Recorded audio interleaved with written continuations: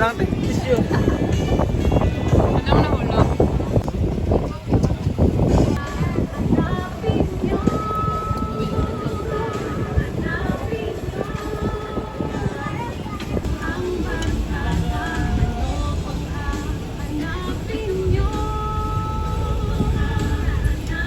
Meron po kami 3 lawa dito po sa Lake Cebu and 7 talon. 3 lakes, ito pong pinakasentro, 354 hectares, Lake Cebu or Cebu. Kanina before you go yung Lake Cebu, ang unang lake makita po natin, namely Lake Lahit, located at the back of that mountain. Ay po another lake of Lake Cebu, only 28 hectares. The second one, Lake Siloton, located at the back of another mountain, or at the top of falls number 1, Lake Siloton, only 48 hectares. But, not only tilapia yung isda na rito sa ating lake, marami pa rin mga iba't ibang klase ng mga isda po, katulad ng pangasius. Something mabot ito yung 60 kilos na po yan bawat isa. Mga malalaking isda na po yan. Sumunod doon, carp or carpa. So carpa, may higit mabot ito 30 kilos na po yan bawat isa. Korean fish, nasa 40 kilos. Flower horn. Usually po yung flower horn po, naka-display po sa aquarium. Pero this Lake Cebu, yung flower horn po namin, yung kanyang aquarium, nasa kawali na po yan. Inuulam na po namin. Paksiw na flower horn. So tingnan po itong aming lake. The color of this lake is color green. 354 hectares, Lake Cebu. Kami rin pong pinakamalaking supply ng Mountain Dew at saka sa Bidap. Dito po sa South Cotabato. Pwede tayo mag-refill ulit. Musta po yung lasa ng Mountain Dew? Lasang tilapia o lasang lumot? Yes, meron yan. Anyway, kaya po nagkaganito yung kulay ng lake po natin dahil po ito sa reflection or napakakapal na green algae or plankton sa ilalim ng ating lake.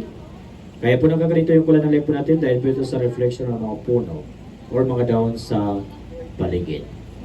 So itong aming lake, hindi po serviceable for drinking of water po. Hindi po siya pwede yung inumin na ito, itong tubig na ito. Only pang laba at pang ligo lamang. Therefore, ilang mga talo sa ating island, kung saan po sila naglalaba, kung saan po sila nagliligo, dito rin po sa ating lake. Yung aming lake, hindi po serviceable for drinking of water. To present the different musical instruments and the dances of our tribe.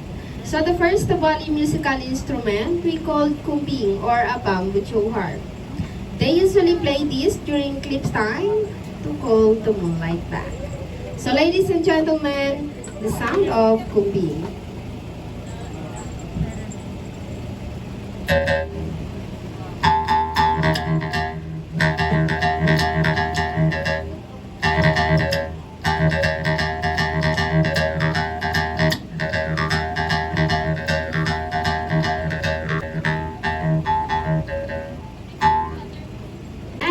Bali musical instrument we called saloli or a bamboo float.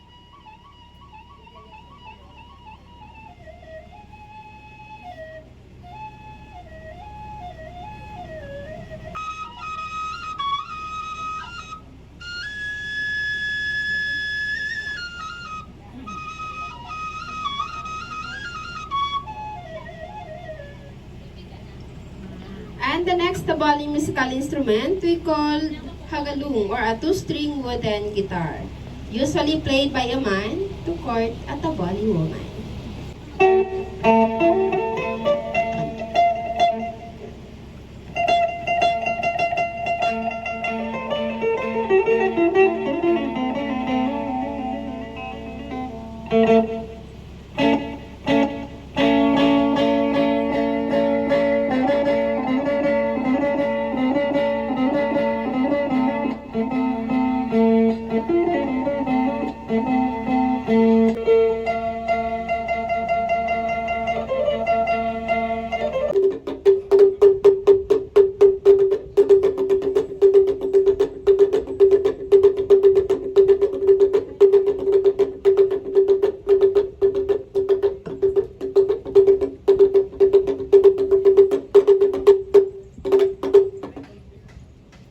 So now some of the body dances. The first dance we called Madal Tahu or a true dance. A dance imitated from Boy Canaban, the sister of the body legendary hero named Tut Bulul.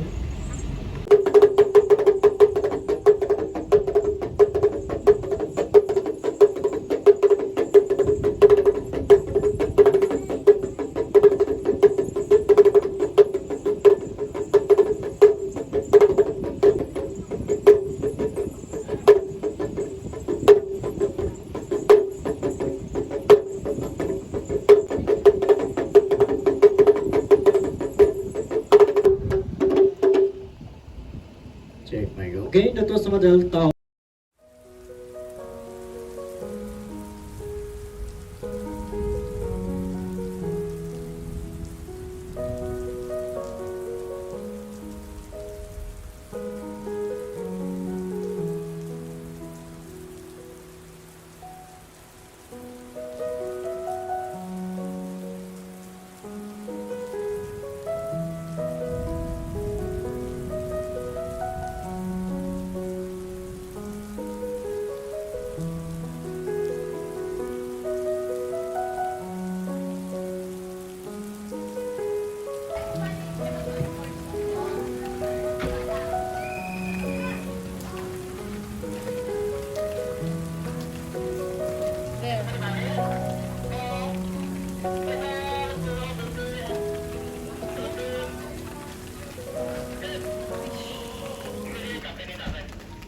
Thailand.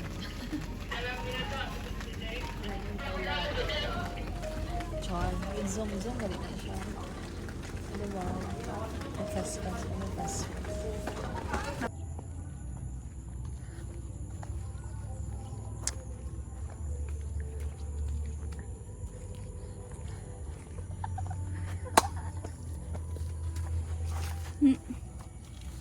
Ang garden ni mama.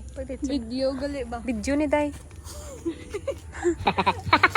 Ang muna yung garden ni mama Eds. Nice. Garden secret. Dali, at ito sa garden mama Eds. Wala man, di pa sa maginabal nga bawal. Bago pa siya na. Kalam ni sa garden. Nice. Wow. Tabangan gid siya sa... May saging ko. May saging, bulak na. May saging, bulak.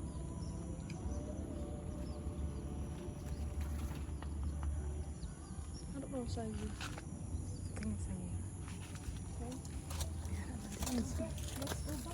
Let's go back to US. Magpa-US na ta.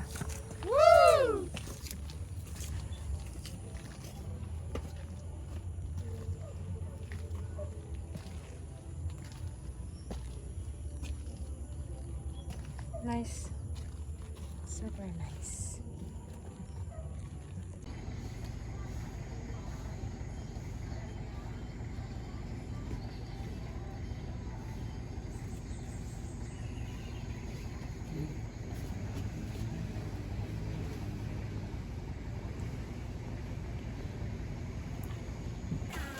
Grace, come duwa. Naka, Sige na, bante na. tugay makaman. Ang iya nga sandalyas. Uh-oh. Oo.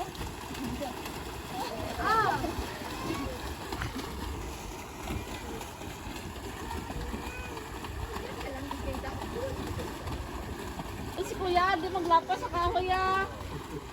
Ayaw mo lapas ito. Di malapas sa kahoy.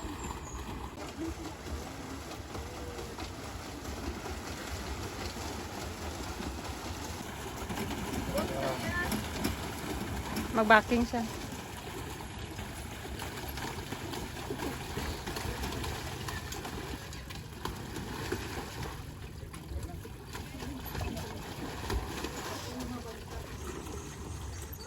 Bye-bye.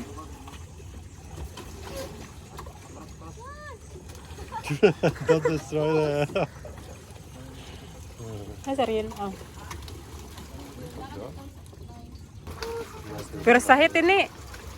Sus, doon ka kalin, lugi ka pa na ismail. Ano man? Uh-oh.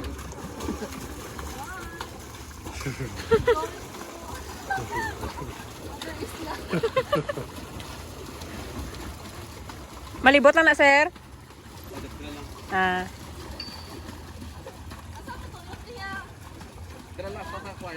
Kakawayan lang.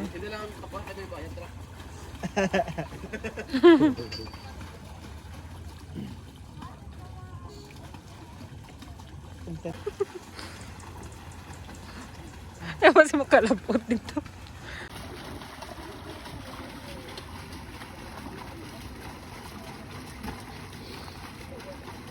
What to do?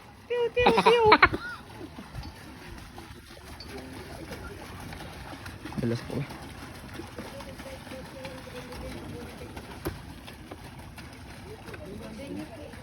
Naibagis dala tre.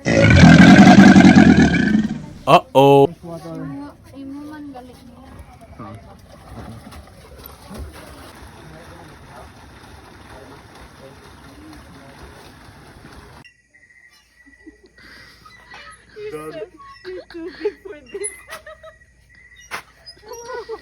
Touching there, yeah. Oh my goodness. You're gonna fall to the water.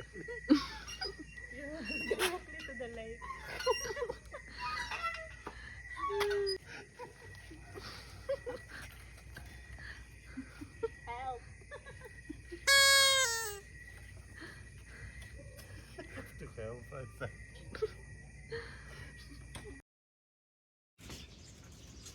Hello? Hello? I think it's good night to them. They're still sleeping. Pero siya mo, Catriona girl. Sorry ka.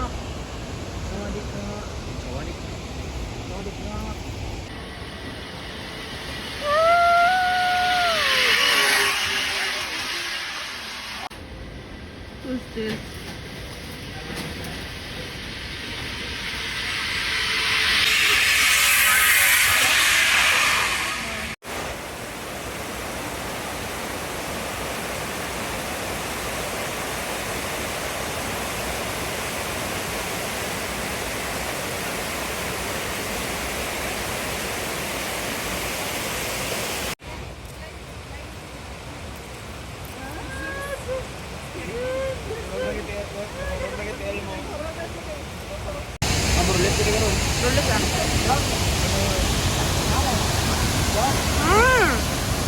Ano na?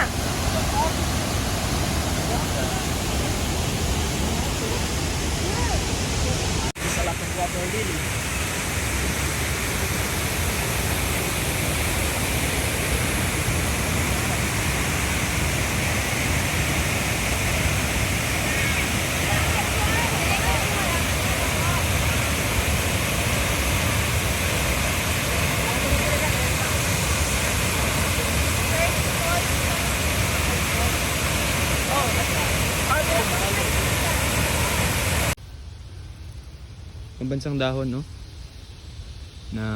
Pambansang dahon. Banjang. Banjang.